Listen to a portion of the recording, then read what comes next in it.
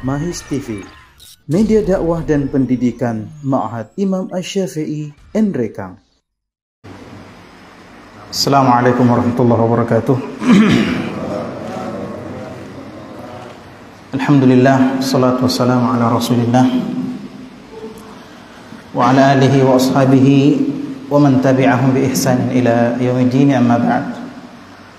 Ikhwati fillah, sallallahu iyyakum. Alhamdulillah, pada malam hari ini kita bisa melanjutkan kajian rutin kita. Dan insyaallah pada kesempatan ini kita bahas tentang larangan agama untuk berlebih-lebihan dalam beragama. Jadi kita ini disebut sebagai mukallaf, ya, artinya orang yang dibebani syariat. Jadi kita punya beban untuk mengamalkan agamanya Allah. Ya, kita disuruh beramal soleh, kita disuruh atau dilarang untuk melakukan perbuatan-perbuatan haram. Nah, itu kan semua beban, gitu ya. Kita mau istirahat tapi disuruh sholat, kita mau berzina tapi dilarang, itu kan beban. Ya, padahal syahwat kita mendorong untuk tidak sholat, syahwat kita mendorong untuk sholat, untuk berzina misalnya.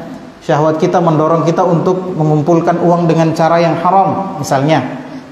Tapi kita tidak lakukan itu, maka itu beban. Maka kita disebut sebagai mukallaf, orang yang dibebani syariat.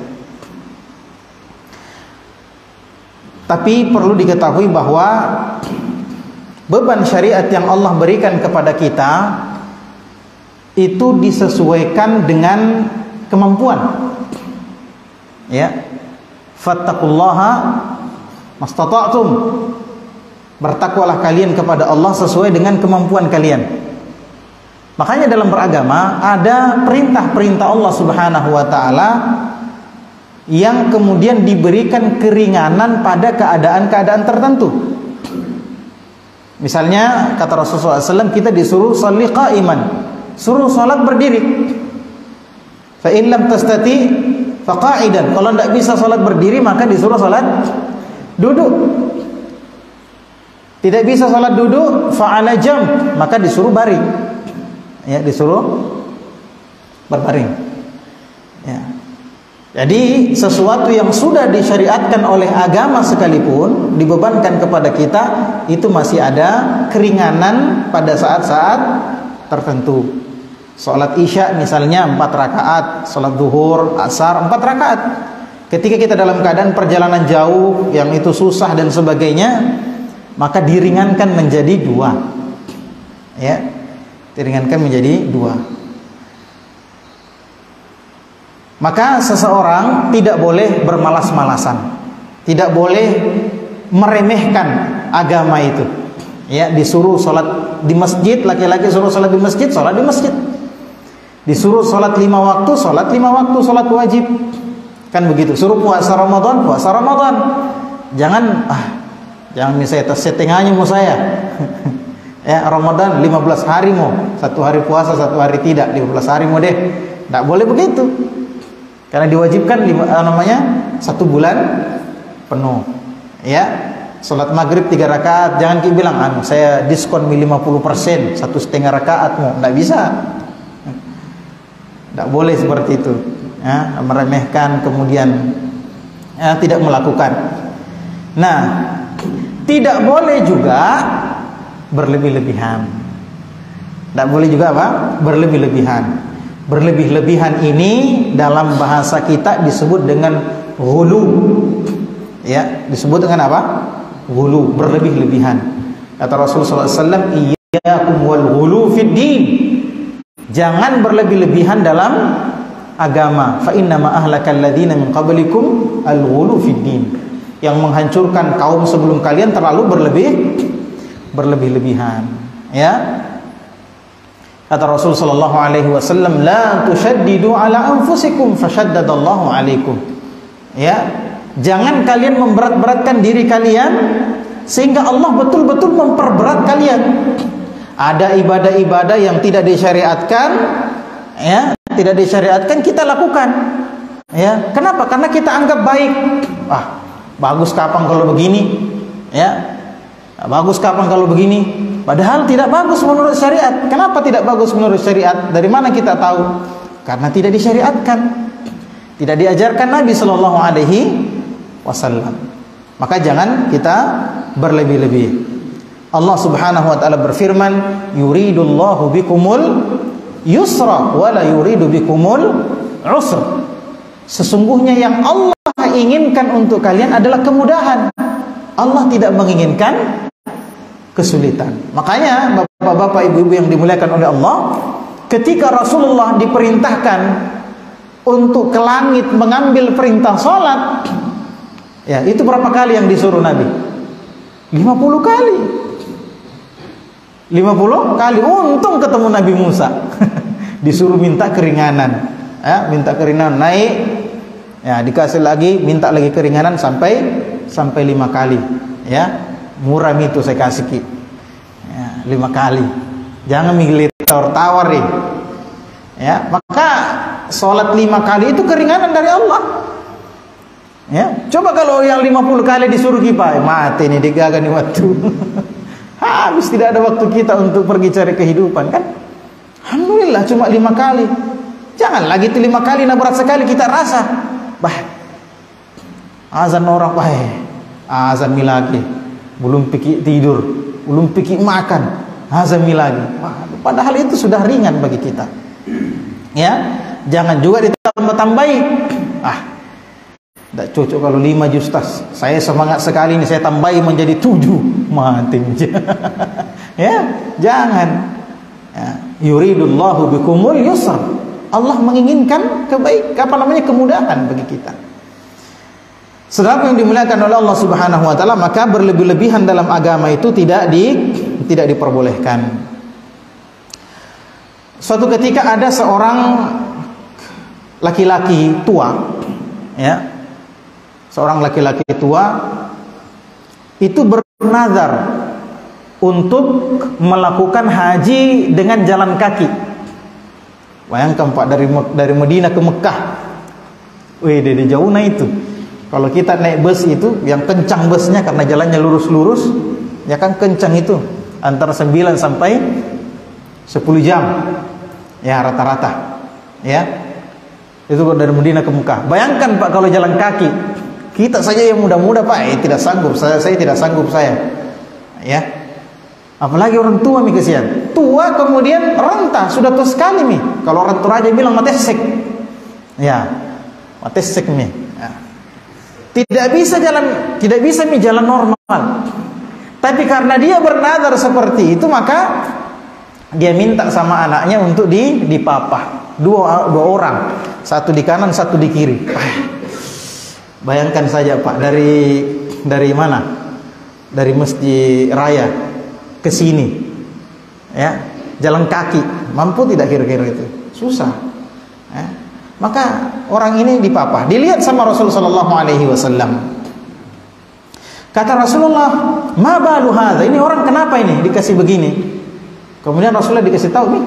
Dia bilang, ini Rasulullah, ini orang bernazar mau pergi naik haji jalan kaki. Apa kata Nabi sallallahu alaihi wasallam? "Innallaha an ta'dhibi hadza nafsahu laghaniyun." Sesungguhnya Allah betul-betul tidak butuh terhadap perbuatan orang ini yang menyiksa dirinya sendiri. Allah tidak butuh. Ya. Allah tidak butuh terhadap perbuatan orang ini yang menyiksa dirinya sendiri. Kenapa? Karena yang Allah inginkan buat kita adalah kemudahan. Bukan juga berarti digampang-gampangkan seperti tadi yang kita katakan.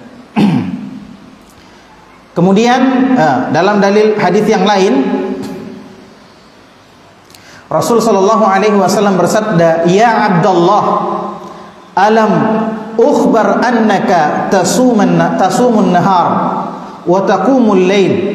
Ya, qultu bala ya Rasulullah. Ya, Rasul sallallahu alaihi wasallam dikasih tahu, apa mengatakan, wahai fulan, wahai Abdullah, bukankah aku telah diberitahukan bahwasanya kamu ini tiap malam sholat, tiap hari puasa, tiap malam sholat terus, ya, tidak tidur, ya, tiap hari puasa, tidak pernah tidak puasa, ya, tiap hari. Nah, maka dia bilang, betul wahai Rasulullah. Ya, qala fala taf'al, jangan begitu kata Nabi. Ya, jangan begitu. Sum wa aftir, berpuasalah tapi berbuka kau juga, ya. Ada hari-harimu kau tidak puasa. Wa qum wa nam, salat malam kau juga tapi tidur kau juga. Ya, jangan satu malam salat terus, tiap hari, tiap malam seperti itu, jangan. Ya, ada waktumu tidur, ada waktumu salat. Fa inna li jasadika 'alaika haqqan, karena tubuhmu itu punya hak. Ya, punya hak untuk istirahat. Ya, punya hak. Wa inna li 'ainika 'alaika haqq, matamu juga punya hak. Jangan dipakai terus itu mata. Ya, coba kau lihat itu senter, biar senter bagaimana mahalnya kalau dikasih nyala terus, tidak pernah dicas, tidak pakai baterai, mati juga soak. Sama ji mata itu, tidak pernah ditutup-tutup, dikasih enak-enak, mata juga punya hak sama kita. Nanti dituntut loh di akhirat kalau tidak dikasih haknya. Ya, wa inna li zawjika 'alaika haqqan, istrimu juga punya hak. Istrimu juga punya hak, jangan kau cuekin terus istrimu. Kau nikahi anaknya orang baru kau tidak pernah, ya, gele-gele. Makanya suatu ketika disebutkan Salman Al-Farisi, ya, Salman Al-Farisi ini dipersaudarakan oleh Rasulullah dengan Abu Darda. Ya. Nah, Salman Al-Farisi pernah berkunjung ke rumahnya Abu Darda radhiyallahu taala anhuma. Kunjung. Tapi tidak ada Abu Darda. Istrinya Abu Darda, nah lihat. Tapi Salman lihat, kenapa ini istrinya saudaraku ini lusuh sekali. Ya, itu pakaiannya kayak ada lusuh, tahu tak? Lusuh. Mukanya juga lusuh. Ya. Seperti orang tidak dijampangi, begitu, tidak najampangi dirinya. Ya. Maka Abu Salman bertanya, kenapa bisa begini keadaanmu ini? Pakaianmu lusuh, bersemangat aja gitu. Abu Darda lihat kok. Ya, kita bayangkan Pak, kalau ibu-ibu di rumah pakai baju perang saja, ya. Ya, daster robek-robek, bau bawang, ada tomingusnya anaknya di situ. Awe, tidak semangat suami. Suaminya kerja di kantor, lihat yang cantik-cantik bening-bening, pulang di rumah istrinya tidak tahu kayak makhluk apa. Ya, lusuh pakaiannya. Ya, maka suaminya lebih semangat di kantor daripada di rumah. Iya. Begitu Abu Darda. Nah, maka Salman bertanya, kenapa keadaanmu seperti ini? Nah, bilangnya istrinya Abu Darda, "Aish, itu saudaramu, dia tidak butuh sama dunia. Tidak butuh dengan dunia, tidak butuh sama saya, tidak butuh dengan kenikmatan dunia. Ya, dia itu mau masuk surga saja. Ya, ibadah terus." Ya. Maka waktu itu Salman tunggu Abu Darda pulang. Ketika Abu Darda pulang, ini siang-siang, Abu Darda pulang, dia bikinkan makanan saudaranya Salman Al-Farisi. Ya, kemudian Abu Darda bilang, "Ayo sini makan." Dia bilangnya, Salman bilang, "Ayo sini makan." Dia bilang Abu Darda, "Ayo puasa kak." Dia bilang, "Saya tidak mau makan kalau kau tidak makan juga." Ya, karena ini puasa sunnah boleh dibatalkan. Ya, puasa sunnah boleh dibatalkan tanpa uzur. Maka Abu Darda pun ikut makan. Ini sengaja memang Salman, Nabi bilang tidak beres ini. Ya, maka malam hari Salman menginap. Nabi bilang, "Mau kak menginap di rumahmu?" Ayo menginap di Salman Al-Farisi. Ya, Salman mau pergi tidur, Abu Darda mau pergi sholat. Nabi bilang, "Jangan kau sholat, pergi kau tidur." Tidur kau. Pergi tidur ini Abu Darda. Tapi Salman tidak tidur. Nah, intip memang, nah intai. Kapan bangun nenek ku tegur lagi. Akhirnya Abu Darda bangun lagi. Sudah tidur sedikit, bangun lagi. Dia bilang, pikul tidur. Pergi lagi tidur. Ini hebatnya bersaudara begini ya. Pergilah tidur Abu Darda. Tidak lama bangun lagi Abu Darda, karena memang terbiasa sholat malam. Ya, satu malam bangun lagi Abu Darda. Dia bilang, pikul tidur dulu, pikul tidur. Jam kau dulu sholat. Nanti pas akhir malam, mau dekat-dekat ni subuh, nak kasih bangun. Dia bilang, bangun mau kau. Abu Darda, bangun mau kau, pergi mau kau sholat. Akhirnya mereka sama-sama sholat. Setelah sholat dinasihati Abu Darda. Inilah saudara ya, namanya saudara Pak, saling menasihati. Jangan kita kalau dinasihati merasa, siapa tunggu kau? Di mana kau pernah belajar agama kau mau nasihati saya? Nah, hak kita dinasihati. Kewajibannya dia nasihati kita kalau ada salah-salah nak lihat sama kita. Saudara seperti itu. Ini bukan saudara kandung ini. Ya, dipersaudarakan sama Rasul sallallahu alaihi wasallam. Kemudian kata Salman menasihati saudaranya tadi. Kata Salman, "Inna li rabbika 'alaika haqqan." Wahai Abu Darda, Allah itu punya hak sama kamu. Allah punya hak sama kamu, Tuhanmu punya hak. Wa li nafsika 'alaika haqqan. Tubuhmu juga punya hak sama kamu. Wa li ahlika 'alaika haqqan. Keluargamu juga punya hak sama kamu. Ya. Fa'ti kulli dhi haqqan, fa'ti kulli dhi haqqin haqqahu. Maka berikanlah hak untuk setiap orang yang punya hak. Allah punya hak sama kita, kita kasih. Haknya Allah apa? Ya, an ta'buduhu wa la tusyriku bihi syai'a. Engkau beribadah kepada Allah dan jangan berbuat syirik kepada Allah sedikit pun. Ya, wa li nafsika 'alaika haqq. Tubuhmu juga punya hak. Jangan kau pakai terus. Istirahatkan juga tubuhmu itu.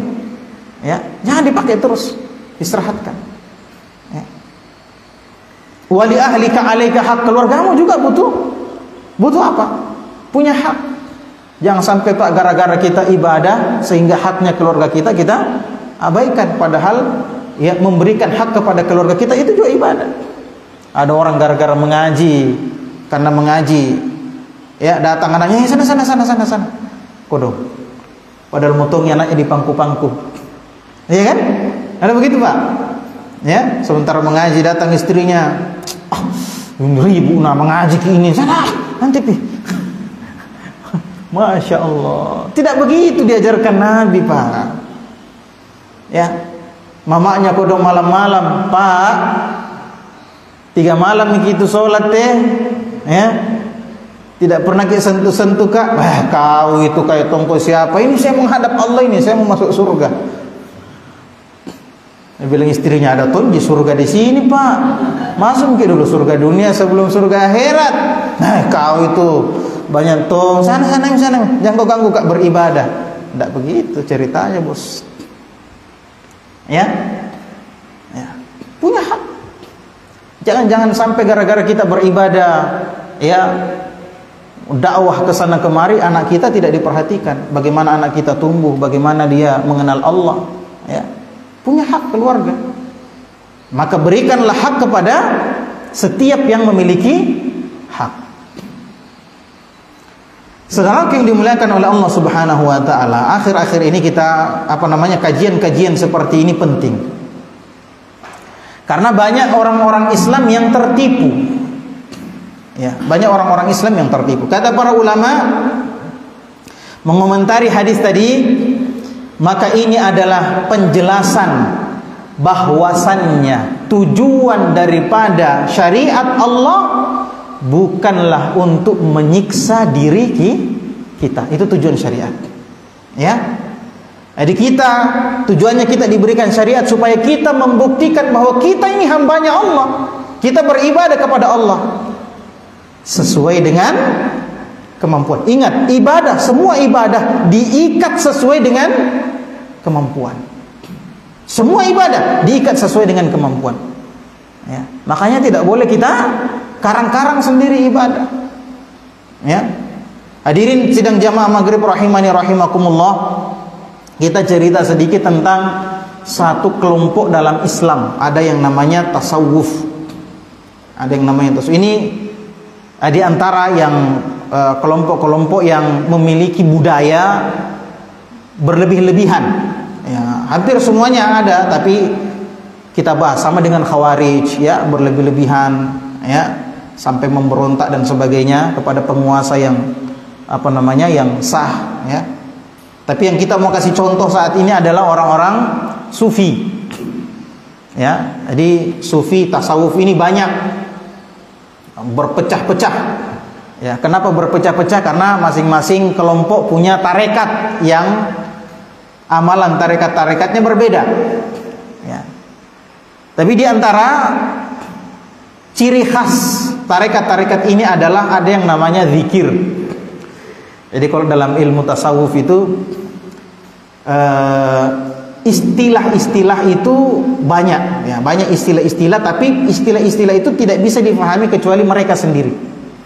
Kalau kita tidak cari tahu apa maknanya, meskipun misalnya sama, ya, dengan apa yang biasa kita sebut seperti zikir, ya, tapi zikirnya mereka berbeda dengan zikirnya kita, ya, zikirnya mereka berbeda dengan zikir kita. Dan bermacam-macam juga, karena setiap tarekat itu berbeda-beda.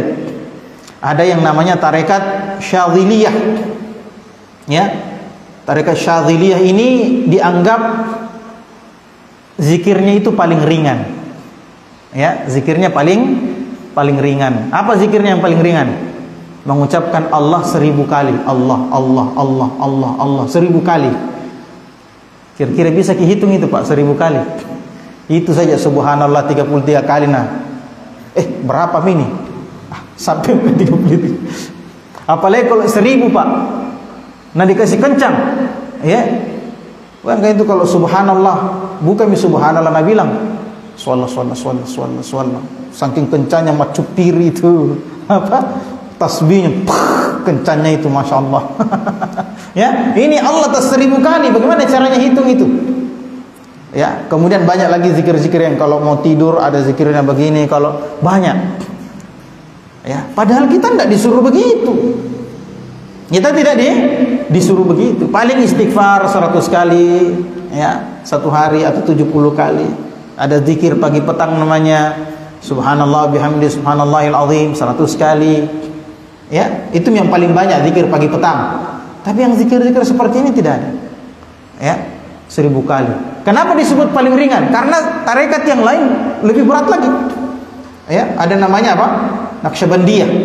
Pernah dengar, Pak, ya? Ya, Naqsyabandiyah. Ini katanya Ustadz Abdul Somad itu Naqsyabandiyah. Kalau Ustadz Idrus Lamli itu Syadziliyah. Ya, jadi tarekat-tarekat dalam sufi itu diberikan nama sesuai dengan pendirinya. Ada namanya Qadiriyah, ya, Abdul Qadir Jailani, Syadziliyah Abdul Hasan Asy-Syadzili. Naqsyabandi siapa? An-Naqsyabandi, lupa saya namanya. Ya, seperti itulah.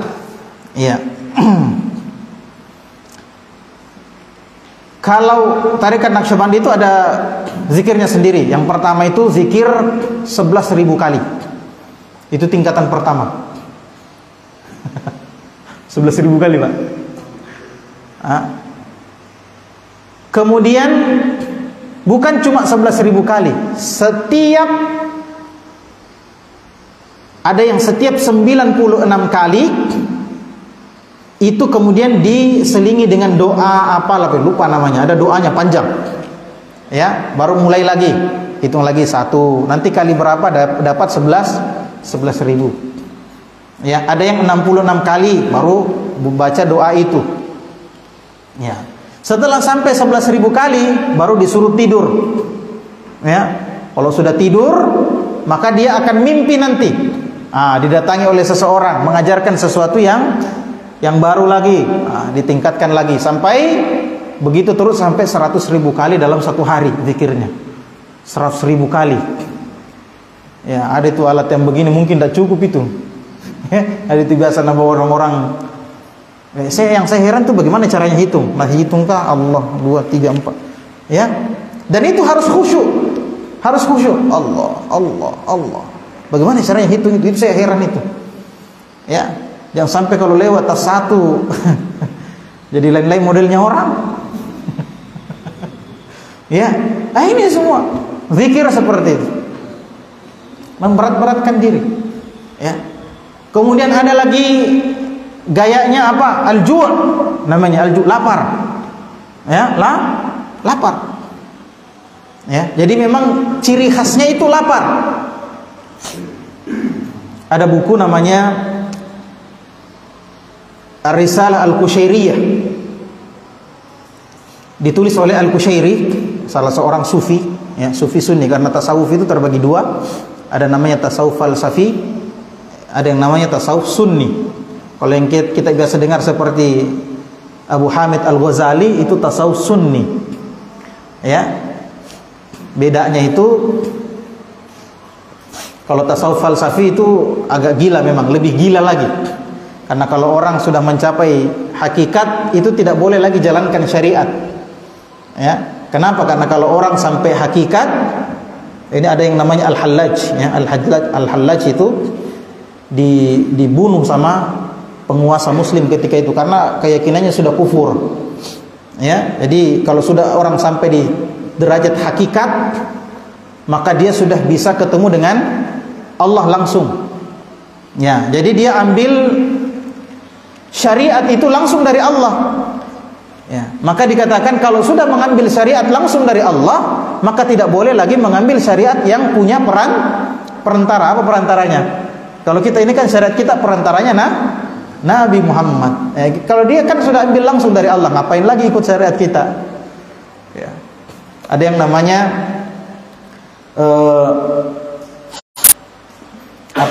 ada yang namanya fana. Kalau orang sudah sampai derajat hakikat, kemudian memuncaki puncaknya hakikat itu ma'rifat. Kalau sudah sampai di derajat itu, maka dia mendapatkan yang namanya fana. Ya, apa itu fana? Dia bersatu dengan Allah. Bayangkan itu, Pak. Ya, makanya dibunuh itu karena keyakinannya kafir. Ya, makanya dia mengatakan apa? Anallah, saya itu Allah. Ya, saya pernah lihat salah seorang guru saya waktu sekolah dulu, dia kena yang seperti ini, pemahaman seperti ini, sehingga kalau datang di rumahnya, ya, anaknya datang, Abi datang, bukan Abi datang, nak, Allah datang. Masya Allah, Allah datang katanya, bukan Abi. Ya, ini apa namanya? Fana. Fana ini melahirkan 3 keyakinan. Ada yang namanya ittihad, ada yang namanya lupa hulul, ya, kalau saya nggak salah ingat. Kemudian ada yang namanya wahdatul wujud. Ya, wahdatul wujud. Hulul itu, ini hulul ini masih keyakinannya tasawuf sunni. Ya. Jadi Allah bersatu dengan makhluk, tapi Allah itu menumpang di tubuh makhluk. Masya Allah, Allah menumpang, Pak. Padahal Allah yang punya. Bagaimana ceritanya Allah yang menumpang? Tapi ini masih agak apa namanya? Ya, sudah sesat sih, cuma masih agak ringan kesesatannya. Ya, ada namanya ittihad. Ittihad itu memang zatnya Allah bersatu dengan zatnya hamba. Jadi hamba itu Allah. Keyakinannya. Jadi kalau dia sudah menyatu dengan Allah, ittihad itu menyatu. Ya, kalau dia sudah merasakan menyatu dengan Allah, berarti dialah Allah. Ya. Paham kan? Dialah Allah. Dia merasa dialah Allah. Makanya dikatakan anallah. Bisa melihat dirinya sendiri. Ya, kecuali dirinya adalah Allah. Memang bingung-bingung orang, Pak, karena filsafat. Dibodoh-bodohi sebenarnya itu.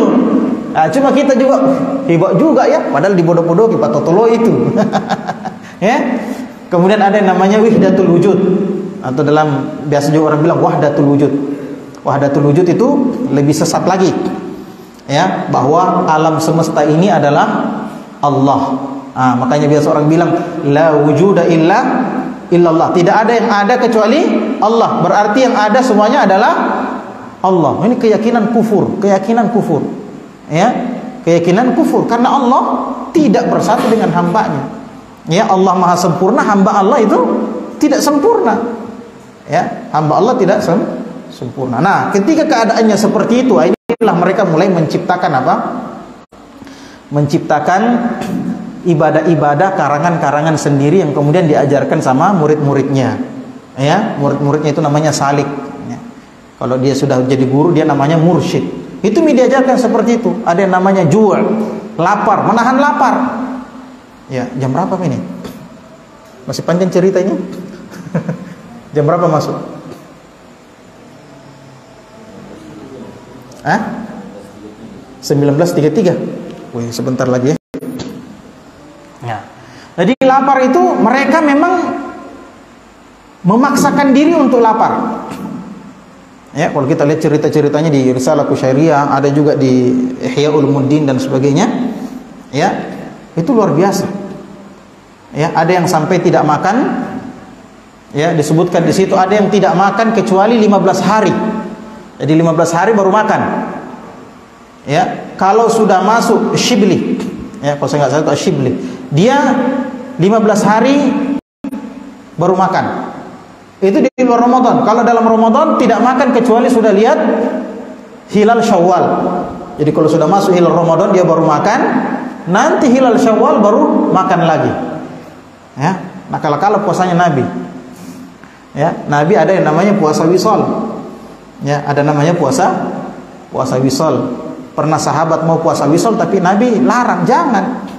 Ya, jangan kalian puasa wisol. Puasa wisol itu Pak, orang menyambung puasa hari ini dengan puasa besok. Ya, disambung lagi. Jadi tidak ada buka, tidak ada sahur. Sambung, itu namanya wisol. Dilarang kita begitu.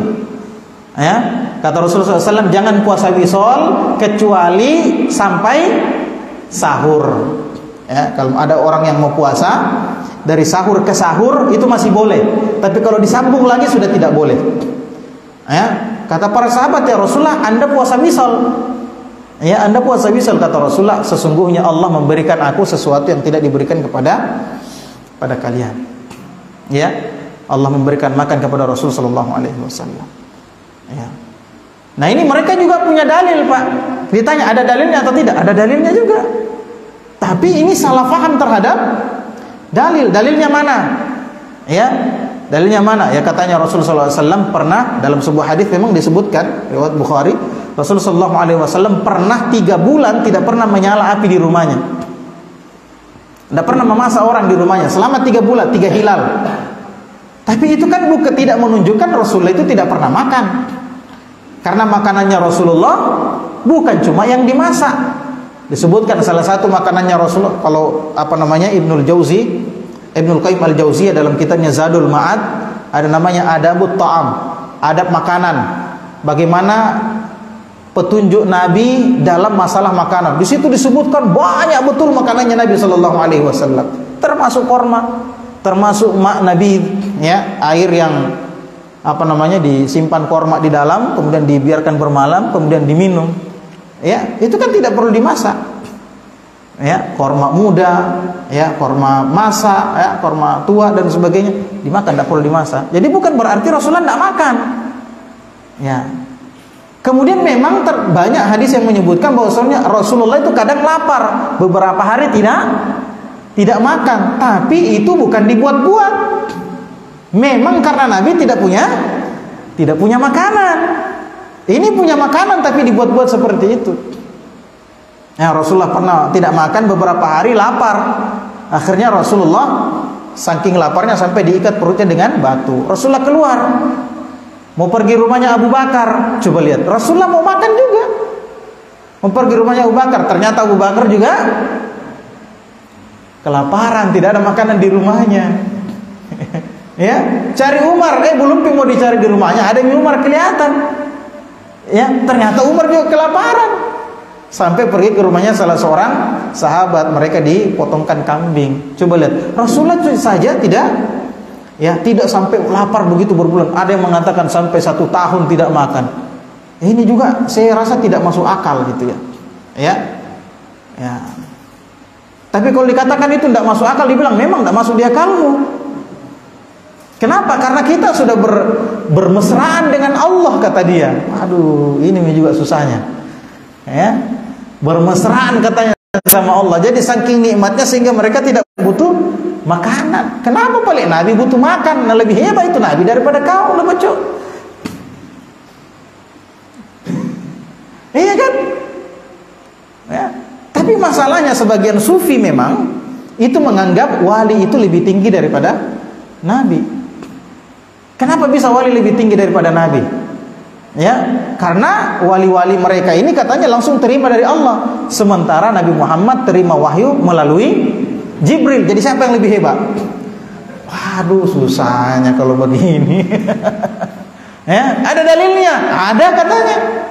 Ya, ada dalilnya Nabi Khidir itu wali, dan Nabi Musa belajar sama Nabi Khidir. Nah, cocok kayak itu tidak, Pak?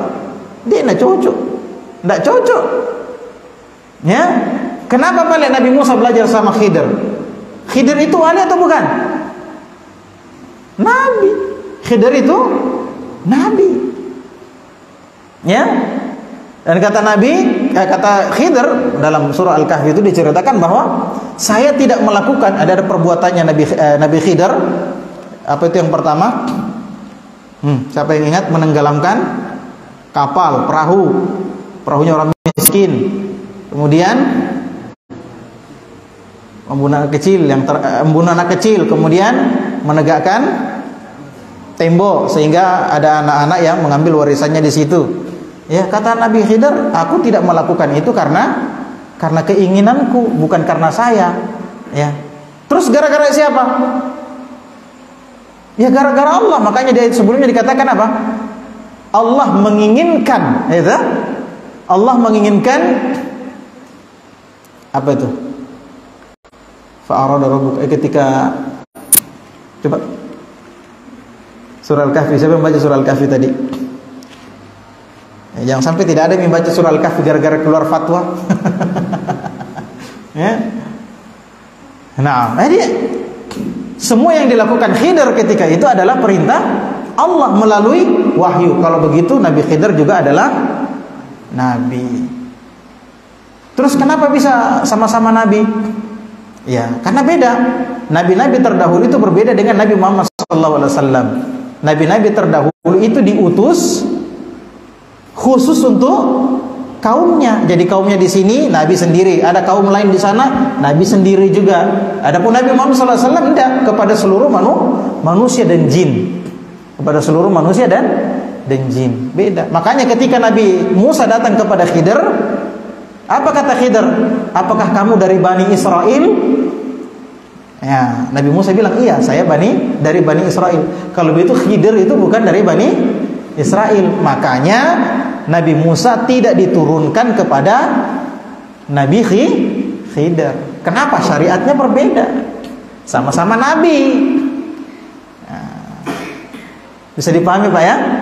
Ini tidak bisa jadi. Nah, coba lihat Pak, lapar sampai bertahun-tahun, sampai berhari-hari. Ini memberat-beratkan diri.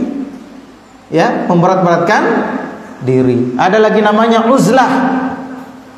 Uzlah, apa itu uzlah? Menjauh. Katanya Nabi juga dulu uzlah. Ya, menjauh dari manusia. Maka kita katakan tidak ada sahabat yang mengamalkan seperti itu, karena itu syariatnya Nabi Ibrahim. Waktu itu syariat belum diturunkan kepada Muhammad SAW. Ada juga uzlah yang memang disyariatkan ketika apa? Sudah masuk waktu ya?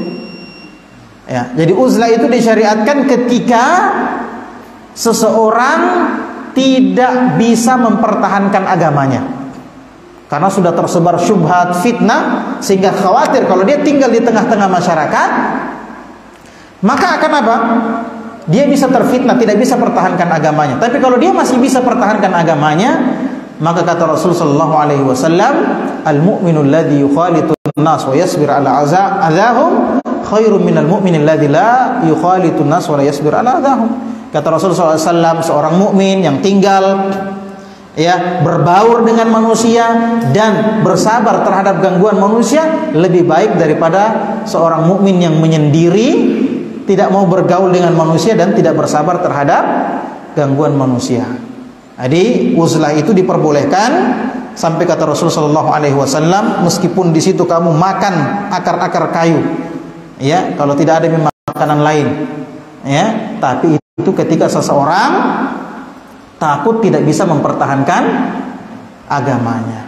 Ya, jadi banyaklah ibadah-ibadah seperti ini yang menyulitkan diri sendiri, padahal tidak disyariatkan oleh Allah Rasulullah SAW bersabda, la tushaddidu ala anfusikum fashaddadallahu alaikum, ya, kama syaddadal yahud wan nasara ala anfusihim fashaddadallahu alaihim wa tilka baqayahum fis sawami'i wad dirayat.